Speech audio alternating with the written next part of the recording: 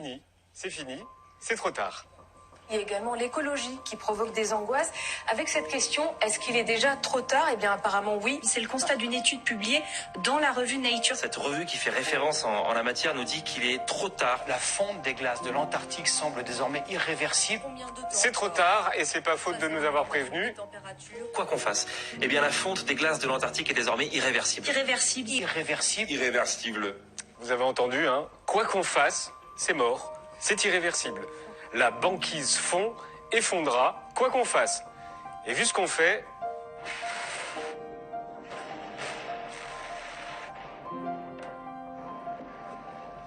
Vu de notre autodestruction collective, on peut vous dire que la banquise a une espérance de vie plus longue que la nôtre. Émission de quotidien du 25 octobre. L'information véridique et la presse indépendante sont menacées. Vous écoutez Antigone News, podcast créé par Emma Pévivino. Ensemble, toutes les semaines, nous allons suivre l'actualité en 5-10 minutes. L'information véridique et la presse indépendante sont menacées, mais elles existent toujours. Cherchons-les. Épisode 2, le trio infernal. Environnement, guerre et colère populaire. Fin d'obligation d'être stérilisée pour les personnes trans au Japon. Le Japon est cependant le seul pays du G7 à ne pas reconnaître le mariage entre personnes du même genre. Une première depuis 48 ans.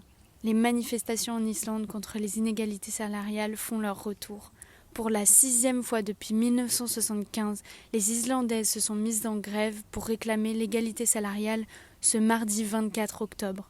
La Première ministre, comme plus de 100 000 femmes, ont participé à ce mouvement, soit plus d'un quart de la population islandaise. Droit à l'IVG dans la Constitution. Un projet de loi sera déposé cette semaine au Conseil d'État, annonce Emmanuel Macron. Le Monde précise même que l'inscription de l'IVG dans la Constitution, un droit actuellement reconnu dans une loi ordinaire, compliquerait toute tentative du législateur de supprimer ce droit ou d'y porter gravement atteinte.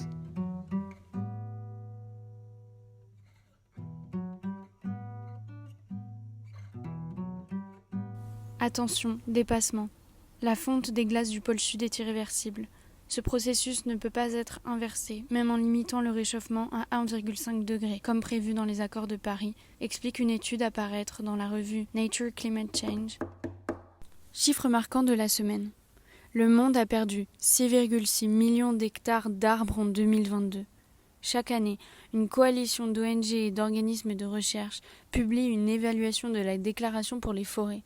La dernière, publiée ce lundi 23 octobre, révèle que près de 6,6 millions d'hectares ont disparu, dont 4,1 millions d'hectares de forêts primaires tropicales, les plus précieuses pour le climat.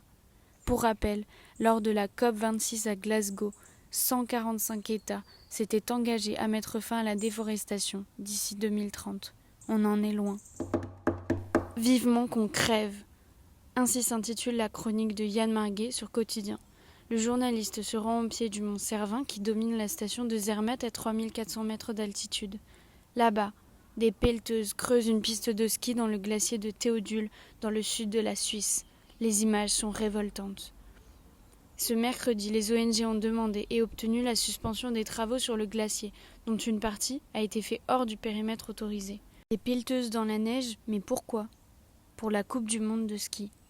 Les épreuves de la Coupe du monde à Zermatt sont prévues le 11 et 12 novembre pour les hommes et le 18 et 19 novembre pour les femmes cette année. En 2022, elles avaient dû être annulées en raison de l'absence de neige et surtout de l'impossibilité d'en créer en raison des températures élevées. Ainsi, ce sont 8 Français sur 10 qui se disent inquiets par le dérèglement climatique. C'est ce que révèle cette semaine un sondage réalisé par le groupe Ipsos Soprasteria pour France Info.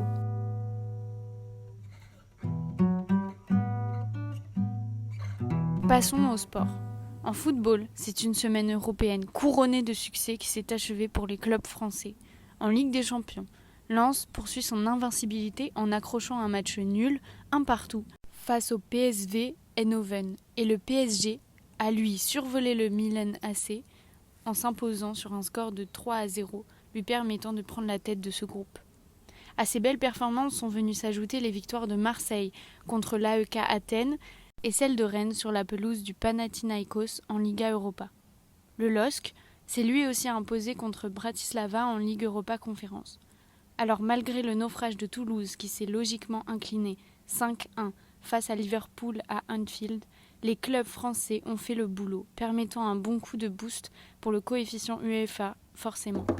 Même si les Bleus n'y sont plus, la Coupe du Monde de rugby continue et le week-end dernier, c'était les demi-finales. La première demi opposait l'Argentine et la Nouvelle-Zélande. Largement favoris, les Blacks n'ont laissé aucune place au suspense face à des Argentins indisciplinés et dépassés dans tous les domaines. Victoire 44-6. Puis c'était au tour de l'Angleterre et de l'Afrique du Sud de se départager pour une place en finale. Et là, c'était tout de suite plus serré.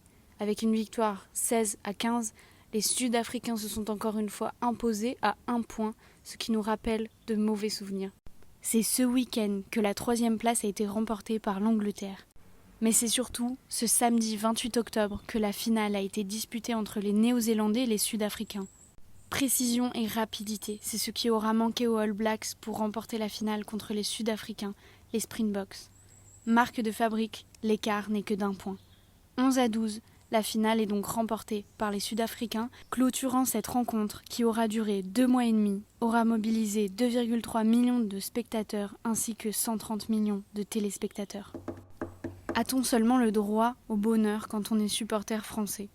Gaël Monfils répond par la positive en nous donnant un peu de baume au cœur.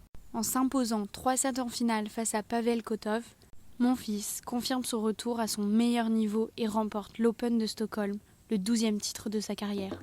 Côté basket, cette semaine il ne fallait pas rater les premiers pas en NBA de François-Victor Wembanyama, prodige du basket à 19 ans. C'est dans l'équipe des San Antonio Spurs face aux Dallas Mavericks qu'il se démarque avec son retour en fin de match. Il réveille son équipe et fait exploser le public avec 9 points dans la dernière période. Mais ça n'aura pas suffi aux Spurs qui se sont inclinés 126-119.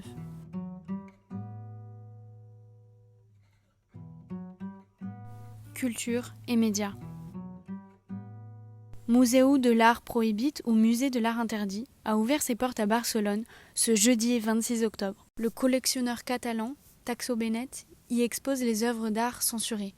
L'idée est de valoriser la liberté d'expression et ainsi de contrer les pressions politiques, religieuses ou sociales sur ces œuvres. La série culte Friends a perdu un ami. L'acteur Matthew Perry, qui incarnait Chandler, est mort à l'âge de 54 ans ce dimanche 29 octobre matin.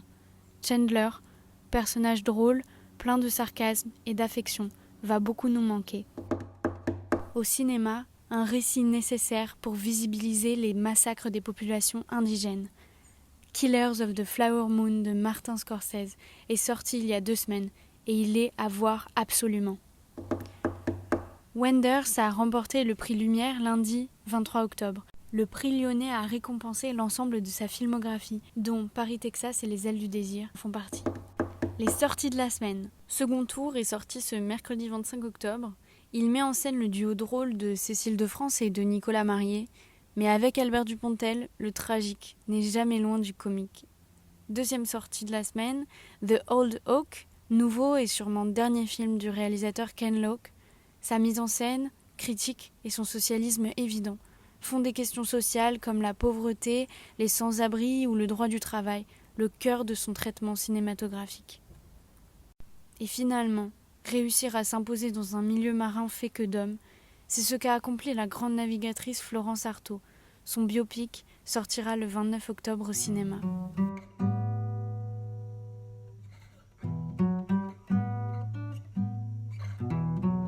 National. En Corse, l'assassin du préfet Erignac a été placé sous bracelet électronique ce mercredi 25 octobre. Pierre Alessandrini va sortir de prison pour être en semi-liberté sous bracelet électronique. Pour rappel, l'homme faisait partie du groupe présumé ayant assassiné le préfet Claude Erignac le 6 février 1998 à Ajaccio, en Corse du Sud. Après 24 ans d'incarcération à Poissy, dans les Yvelines, puis à Borgo, en Haute-Corse, le sexagénaire peut désormais retourner vivre dans son exploitation d'huile à Carguès. Selon son avocat, Pierre Alessandrini pourrait même prétendre à une libération conditionnelle à partir de février 2024.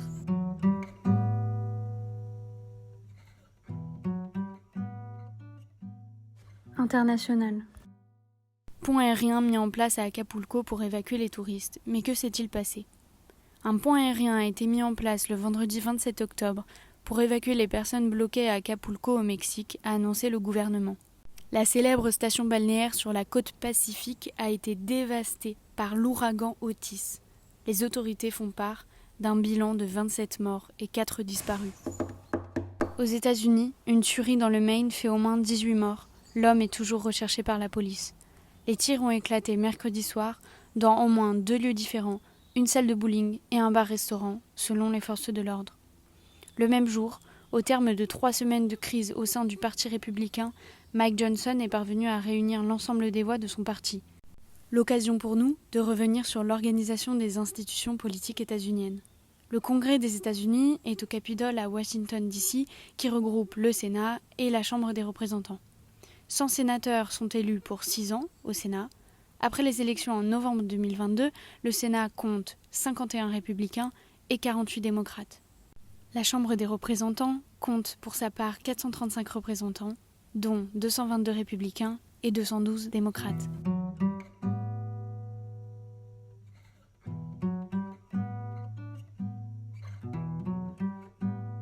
Faisons une coalition internationale contre le Hamas. Voici la proposition quelque peu inattendue du président français Emmanuel Macron au Premier ministre israélien lors de ses visites dans la zone le 24 et 25 octobre. À l'image de la coalition internationale anti-Daesh de 2014, le président français fait une proposition qui surprend. Cette coalition internationale créée en 2014 a permis de reprendre les territoires de l'État islamique en Irak et en Syrie et de lutter contre le financement des groupes djihadistes. Composée de 88 pays occidentaux, mais aussi de pays arabes, aujourd'hui, cette coalition continue d'exister et d'étendre son champ d'action, notamment en Afrique où Daesh et Al-Qaïda gagnent en influence. Seulement la Russie et l'Iran luttent contre Daesh, mais indépendamment de la coalition. Nouveauté pour cette coalition, ce vendredi 27 octobre, les États-Unis ont mené des frappes aériennes sur 2 installations des gardiens de la révolution islamique, corps armé du Hamas. Ces frappes interviennent en réponse à des attaques contre les troupes américaines en Irak et en Syrie par cette milice soutenue par l'Iran. Washington compte environ 90 soldats en Syrie et près de 2500 en Irak où ils combattent l'État islamique. Plongés dans le noir depuis le jeudi 26 octobre au soir, des atrocités sont commises en toute impunité dans la bande de Gaza. Ce blackout médiatique est mis en place depuis le début de la semaine par le gouvernement israélien. Le dimanche 22 octobre, c'est la mort de Rojdi Sarraj, un journaliste palestinien, qui met en lumière ce blackout médiatique. Il est le 11e journaliste tué dans la bande de Gaza. Depuis le début de l'attaque du 7 octobre, 23 journalistes ont été tués sur tout le territoire. Pluie d'obus et ciel rouge, ce sont les seules images qui nous parviennent depuis jeudi par des comptes privés. Je vais couper les connexions maintenant parce que je suis dans un endroit dangereux pour accéder à Internet. Priez pour moi. Voici les mots du photojournaliste Majdi Fati dans sa story depuis le cœur de la bande de Gaza. Les citoyens du monde entier se lèvent. C'est à Paris notamment qu'une trentaine de poussettes ont été installées en hommage aux 30 bébés et enfants pris en otage par le Hamas à Gaza depuis près de 20 jours.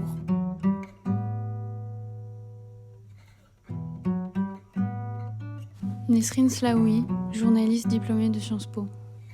Nous sommes en train d'assister impuissants à un génocide. Gaza, plongée dans le noir, coupée de toute communication et bombardée sans répit par l'armée israélienne qui prépare aussi des incursions terrestres. Ceci n'est pas une lutte contre le terrorisme, mais la volonté d'exterminer des civils. Le seul mot qui me vient est pardon. Pardon de regarder ce désastre sans pouvoir agir. Pardon Gaza. Pardon à la Palestine, pardon aux 2 millions d'habitants qui sont abandonnés par la communauté internationale et nos dirigeants. L'histoire s'en rappellera comme l'un des plus sinistres crimes contre l'humanité. C'était Antigone News par Emma Bevivino. Pour suivre l'actualité, suivez-moi sur Instagram antigone.news. Il était une voix d'un monde silencieux, à nous d'accueillir son écho et de nous en inspirer. L'information devient malheureusement une arme et nous devons tous s'en saisir pour combattre les faux récits répandus, pour gagner une guerre, une élection ou alimenter la fabrique du mensonge, titre éponyme d'une émission de France Télévisions. La vérité existe encore, cherchons-la.